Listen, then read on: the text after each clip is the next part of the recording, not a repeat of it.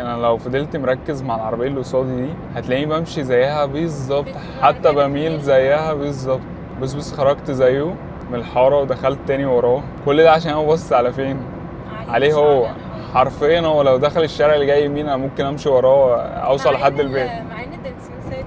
هو الفكره في ايه؟ ان في قاعده ثابته كده بيقول لك اليد يتبع العين، يعني الحاجه اللي انا ببص عليها بروح لها. انا عشان باصص على الحاجه دي فيحصل ايه مني؟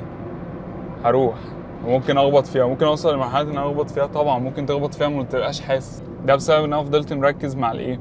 معاها هي بالظبط. اي حاجه ديستراكشن. المفروض بقى اعكس بقى الموضوع، ابص واركز اكتر ناحيه مين؟ الحاره بتاعتي في اتجاه النص. طب ايه اللي دايما متجدد معايا؟ الاسفلت.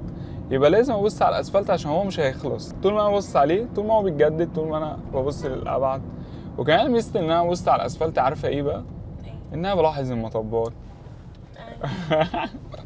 بلاحظ طبعا البلاعات، بلاحظ اي حاجه في الارض من على مسافه بعيده، فبقدر استخدم فرامل برضه بشكل احسن.